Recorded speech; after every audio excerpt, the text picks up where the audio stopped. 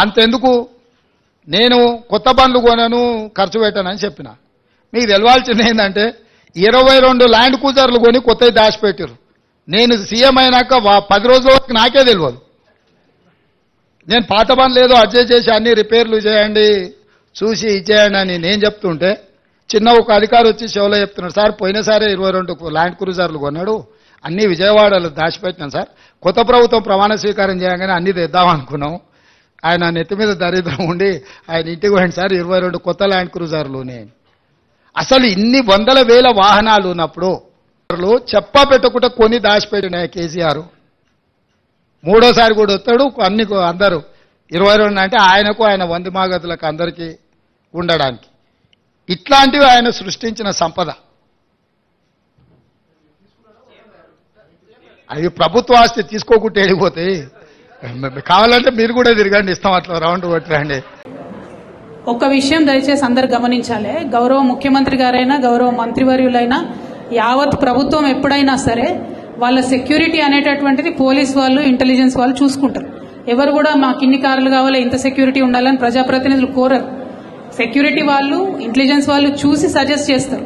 అదేవిధంగా సజెస్ట్ చేసినటువంటి వాళ్ళు కాన్వాయ్ని ఎట్లా బిల్డ్ చేయాలి ఎక్కడ బిల్డ్ చేయాలి అనేటటువంటి అంశాన్ని సీక్రెట్ గానే ఉంచుతారు ఎప్పుడైనా కూడా. ఎందుకంటే థ్రెట్ ఉంటుందనే సెక్యూరిటీ ఉంటుంది.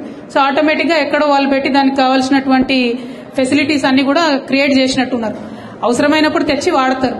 అవన్నీ మనకు కూడా చెప్పారు కదా, సీఎం గారికి కూడా చెప్పకుండా చాలా ఇంటెలిజెన్స్ వాళ్ళు చేసేటి ఉంటాయి. మరి ఇప్పుడున్నటువంటి సీఎం గారు ఏమన్నా ప్రత్యేకంగా కోరుతున్నారేమో నాకు తెలియదు. కానీ గత 10 ఏళ్లుగా మేము ఎప్పుడు కూడా ఇంత సెక్యూరిటీ ఉండాలి అంత సెక్యూరిటీ ఉండాలని కోరలేదు. ఇంటెలిజెన్స్ వాళ్ళు పోలీస్ వాళ్ళు ఇట్లా సెక్యూరిటీ ఇది ఫెసిలిటీ అంటారు, వాళ్ళు చేస్తారు. దానికి తగ్గ బడ్జెట్ వాళ్ళకు ఉంటుంది.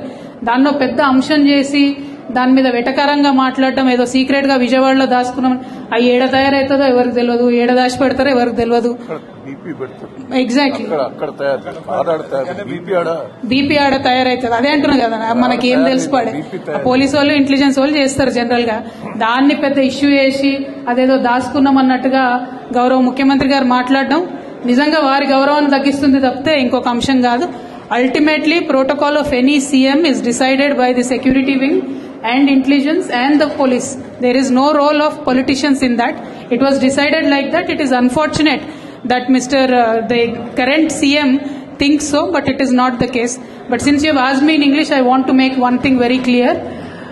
We are from the state of Telangana, from the district of Warangal, demanding a national project status to be given to the South Indian, very big popular Jatara, which is called as South Indian Kumbh Mela, the Sammakka Saralamma Jatara.